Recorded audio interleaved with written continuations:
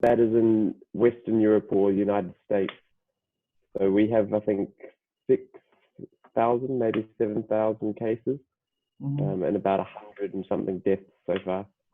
We're not in a full lockdown. We're in what we call stage 3 restrictions. So we have some freedom of movement. So we can go to the supermarkets, we can exercise outside, we can go to work, but we're not allowed to do what's called non-essential travel. So if we're found a couple of kilometers away from our house and it's not for work, then we get a fine from the police, which is $1,600. So it's quite a lot of money. And we're not allowed to be in groups of more than 2 people unless they are the people we live with. Okay. As you know, my house is outside the city, so we have a bit weakened quarantine. So we can also, I've just gone out and come back doing some exercise.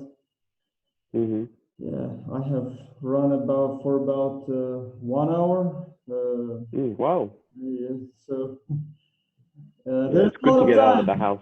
There's plenty of time for activities. True. So are you otherwise in lockdown? I guess your school is probably closed?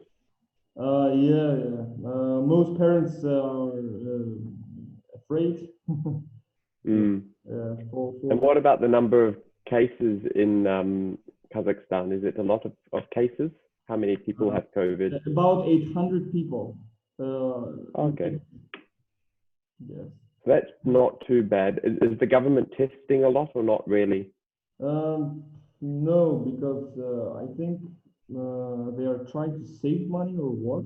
They're not testing everyone. Just when someone infected found out, they just keep them apart.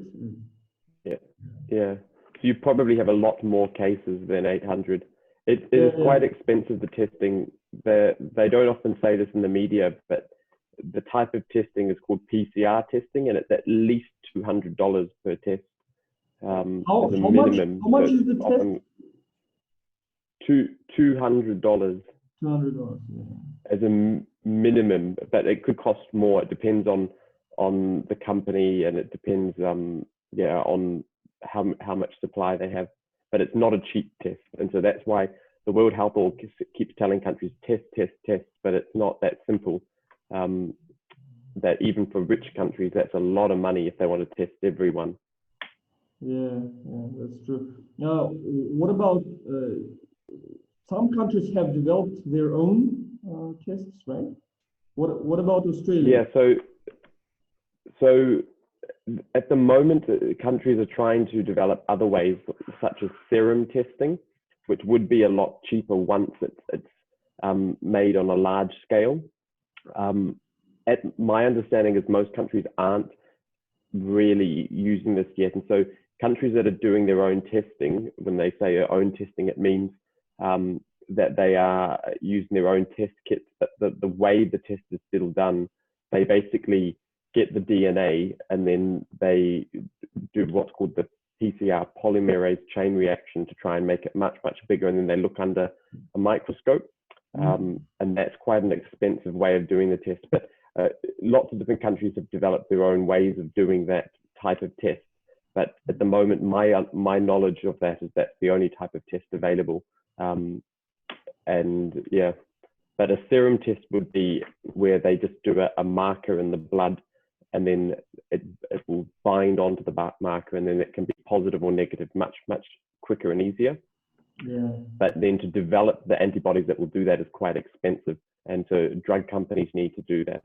Whereas the PCR is very easy to adapt, and that's why they were able to do the PCR test almost immediately in China, and then when it got to other countries, because you can do that test on any virus. If a new virus was invented tomorrow, you could do a PCR tomorrow to test for it.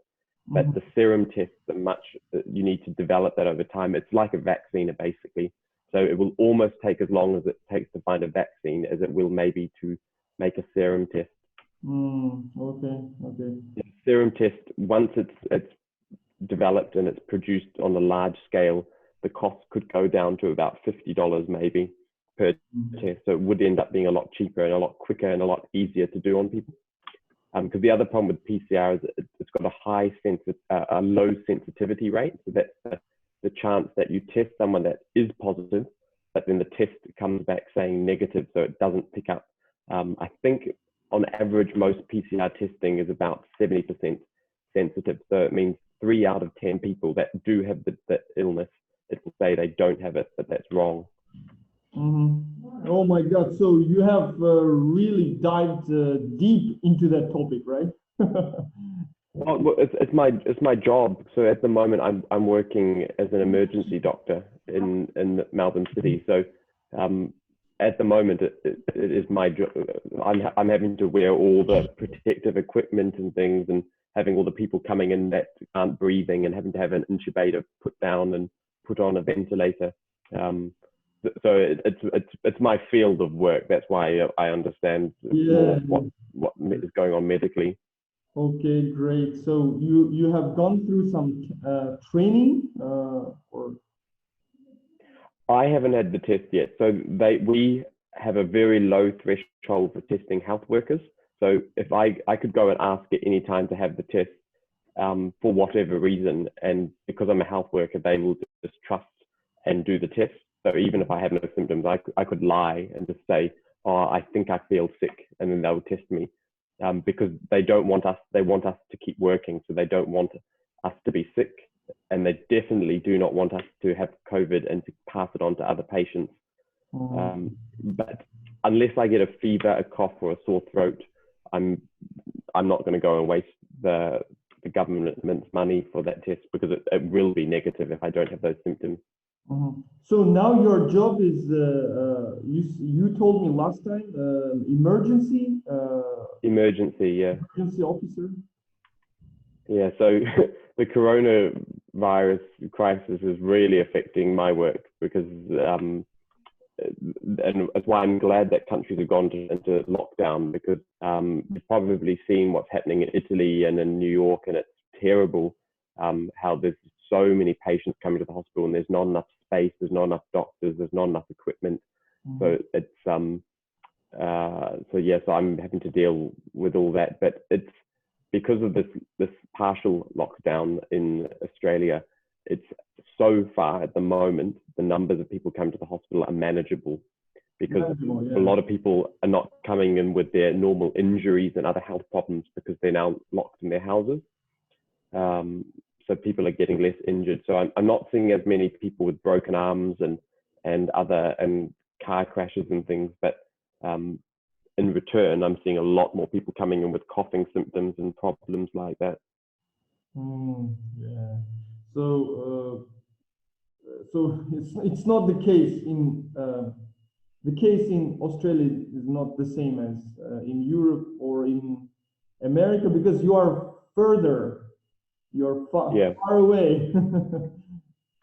That's one of the reasons. We have a smaller population, and also because Australia and New Zealand's even better at the moment, but New Zealand is in full lockdown, so stage 4. So you're not allowed to leave the house except for food. It's the only thing you're allowed to leave. And that, because we are islands, it was much easier to close our borders very quickly. And we probably could have done it earlier. In fact, with hindsight, we probably should have done it earlier. But at the moment, the numbers are going down, and we might actually eradicate it from our country and have no coronavirus. But then the next problem will be what to do with the economy, in terms of, can we open the borders again, because we will need to for trading, and then how will we do that? Yeah, it's like a very hard, complicated dilemma to save the economy, let people work and produce, and let the services continue working, or just lock down fully and for like 1 month. By the way, in our city, in Kazakhstan, the emergency situation has been prolonged. So it was until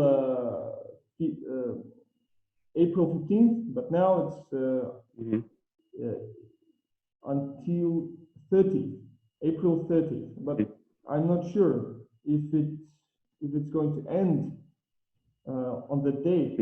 Maybe they might extend it again and again. Might extend it, yeah. That's what they're saying here in Australia, that they have not actually given an end date.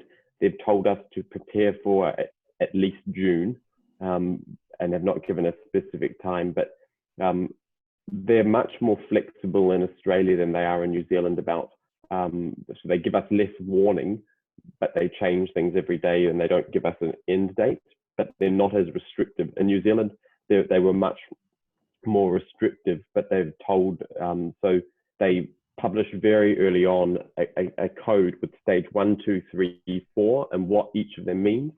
And the government said, we will just keep changing from the stages. And they started on stage 1, then they jumped straight to stage 3. And then there was a big petition, mostly from doctors and nurses, to quickly move it to 4. And so after about 3 days, they moved it to 4.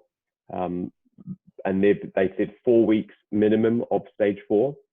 And they're coming to the end of that now, and they're saying we'll probably extend it by at least another fortnight, and then they will say what stage they will move to after that, which I like in New Zealand doing that, because it's much clearer to the public what the rules are. So in Australia, there's a lot of confusion, because every day they are sort of tweaking the laws very subtly. And so one day it might be, you might be able to go to the hairdresser, but then the next day they add that onto one of the banned businesses. And so it's very confusing to know. And some people are getting fines unfairly, in my opinion, because they change something at midnight and no one knows yet.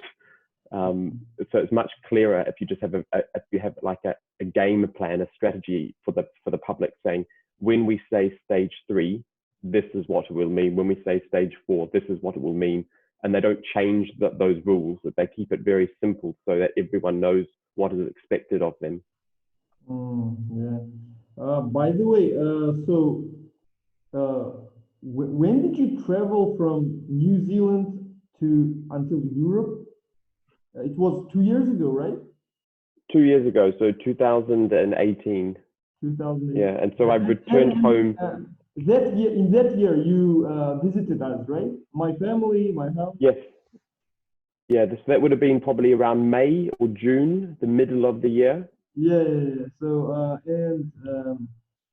my family, parents still remember you and ask about you, and we can still watch your, exciting dance. Oh yeah, the haka, yeah. Yeah, national New Zealand. I remember watching with your mother actually a documentary about Australia and about the snakes in Australia. She might not remember that, but I live there now. So this is not what the background looks like where I live. And Melbourne's a big city. It looks very similar to Almaty actually in Melbourne. But Australia, just like Kazakhstan, is very, very flat. And it's got lots of dangerous animals. Very exciting. I'll send you some photos now actually of some of the animals I've seen. Yeah. So when I got back home to New Zealand, I stayed for about 1 to 2 months, and then I moved to Melbourne, which was always my plan. Because why did you move to Melbourne? So my best friend was living in Melbourne as a doctor, and I kept visiting him, and he was always saying, "Oh, Melbourne's a wonderful place to live. It's a great place. It's relatively, for a New Zealander, it's very close to home, because everything is far away from New Zealand, but Melbourne is very close. It's only 4 hours flying, which sounds far for most other countries, but for New Zealand, it's very close. And then Australia and New Zealand have an agreement that's very similar to the European Union. So even though we are two separate countries, our passports give us the right to go between the countries whenever we want. We can work and stay in the country for as long as we want. We have all the same rights as being a citizen. And and so it made sense in the same way that people in the UK would move to other countries. It made sense for us a lot of Australians go to New Zealand and New Zealanders go to Australia. We are sort of like brother sister countries. Is that That's your great. family? I'm so cheerful and Hmm. excited about your move. Actually, my wife has some relatives in Australia, but Oh, really? we haven't got in touch with them yet. And No, whereabouts in Australia? uh, I think in Sydney. Oh, yes, Sydney. So that's another state. So that's relatively far from Melbourne.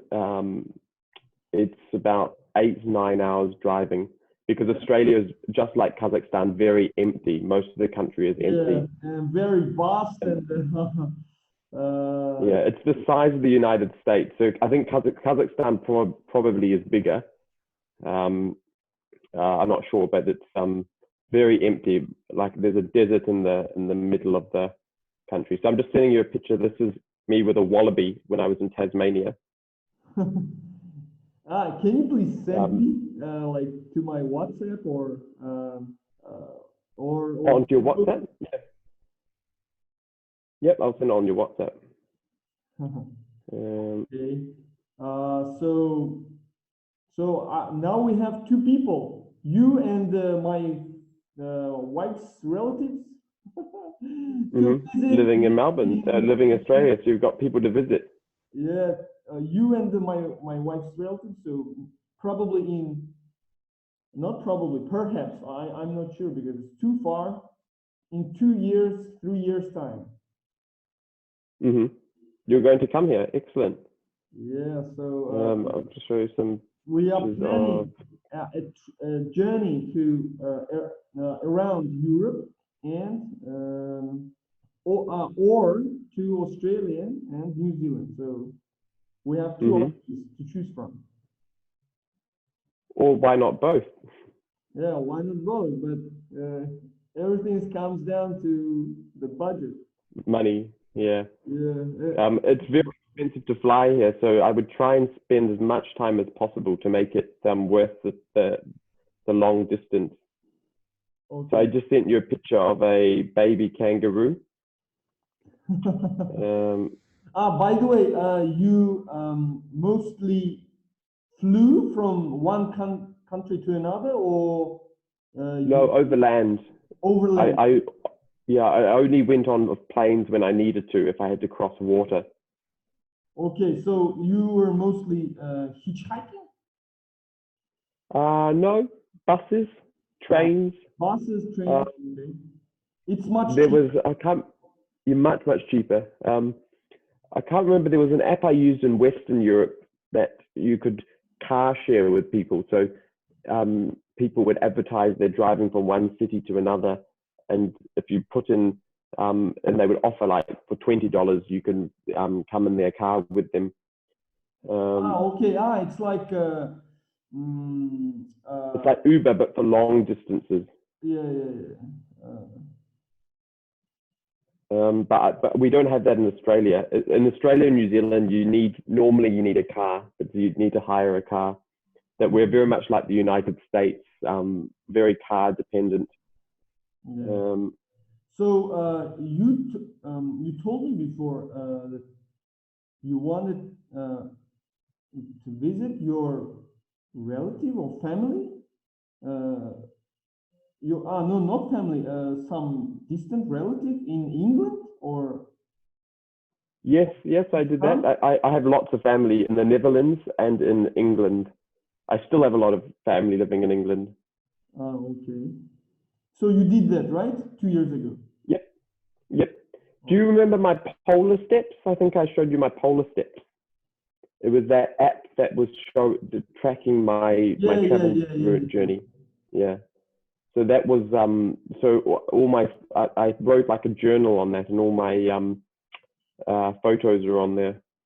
Yeah, and you were thinking of writing a book, like guidebook for travelers? Oh, possibly. Yeah, I don't have time is the problem. If I had time, I would do it. Um, but especially now with coronavirus, I'm going to be busy for the next 6 months minimum, possibly longer. Yeah. So instead, I just tell people by word of mouth what where to go and what to do. Great. So now I'm teaching online, you know? Mm-hmm. Yeah, because I had to. Oh, so you still are teaching? Sorry? So the classes, you still are teaching your students, but just not in person. They're sometimes individual, in person, sometimes in a group of 2 or 3, but not more, because you know you can't have doesn't people. allow. Yeah. The internet doesn't allow. Yeah. By the way, what is the average speed of the internet connection in your country? How much it costs? No. Or speed? Oh, yeah, speed. I got no idea. I'll just check what the speed is now. Yes, yeah, you can easily do this speed test. So Australia is not as good as New Zealand. New Zealand has better internet, which is strange because Australia is a more wealthy country, but they haven't. At the moment, they're installing outside my house the fiber optic cable. So my download speeds are 5.74 megabytes per second, and it's in the upload. Megabits. Probably megabits. I think Mbps. Okay. Yeah, it's not very fast. New Zealand, like I noticed when I came to Australia that it was much better in New Zealand. Much better. So but it's gonna be fixed in a month or so. So like 1 month ago, I had to install a special antenna to you know to strengthen the signal. Yeah, and I paid $250 for that. So antenna plus modem and the router. Router. Yeah. So we have mobile internet. It's not fiber optics because as you know, we live in the countryside. Although it is Kaskelen town, but it's not like town. It's more similar to the countryside. But yeah, there are much more advantages here as well. Yeah, I liked where you lived. It was a very nice place. Yeah, the fresh air, no congestion, and friendly neighbors. See if you can guess. I've sent you some pictures of animals. See if you can guess what they are. Or it'd be a good game for your students. Okay. So you sent me to my WhatsApp? Yes, to your WhatsApp.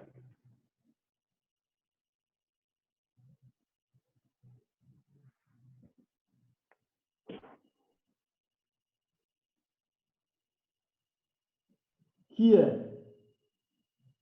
Yes, so what animal is that? So kangaroos are everywhere? So that's not a kangaroo, that's a wallaby. Oh, wallaby. So wallabies are similar to kangaroos, but they look different. If you look at their head looks more like a rat. So they're much smaller. So that's an adult wallaby. So an adult wallaby is the size of a baby kangaroo. But your wallabies, they live in all the bush. So whenever there's mountainous areas or very thick scrubland, they hop all through them. So they're like wild cats almost. But they jump just like kangaroos. They bounce around. Yeah.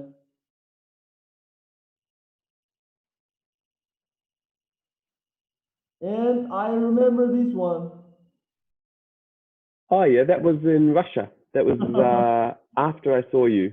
Yeah, in championship, the yeah, World Cup. I think in FIFA, Russia might have won that game, or they a lot. I can't remember. Yeah, I can't remember. I think it got the second or third place. Oh, did they? Hmm. Let's see if there's any more animals. No, I think these are all the animal pictures. Can you recognize the other animals? Yeah, please send me. Oh, have they not arrived yet? Because I sent 4 photos Okay. Uh, Great. on your So, WhatsApp. So I sent you 1 photo on Facebook Messenger, but then the rest on WhatsApp. okay. And uh, I think. By the way, do you mind if I record our conversation? Not at all. No, No problem. great. Because I want to show my students as well. Mm. And by the way, you are not really young now, so about 30 years, 28. 28. Yeah. I think it's still young for New Zealander or Yeah, I think I'm young. yeah, and you are not looking forward to marrying, right? Not really. I don't have a partner at the moment. I was going to look for one this year, but now with coronavirus, I can't leave the house. Yeah. So, and you're not allowed to meet new people. So I've been using dating apps, but and talking on there, but you can't go and meet people in person. So it's a bit pointless. So Yeah. I'm focusing on my studies. I have to sit my primary exams for my fellowship. So I'm studying to become an emergency specialist, and the exams were due to be in August, and then I have to do one in front of the board of examiners in November, but I don't think it will happen. So I'm still studying at the moment. So my desk is littered with textbooks at the moment, but yeah, it's a good time to study, I guess, being trapped inside. Because if I'm not inside, I'm at work. Yeah, and I'm Yeah. also, applying for the master's degree in Mm-hmm. marketing. So, and then I'm also planning to pursue my PhD degree as well. Mm-hmm. Wow. So, yeah, so I think What will your PhD be in? no, I'm going to first I need to get into the master's degree program. Masters first and PhD after this year, that. Yeah. this year, Yeah. God willing. So I will try to apply for the foreign master's degree program. Mm-hmm. If it is like great and I win a scholarship, so I will head off, or the minimum option is here in Almaty. Mm-hmm. I think I have Mm.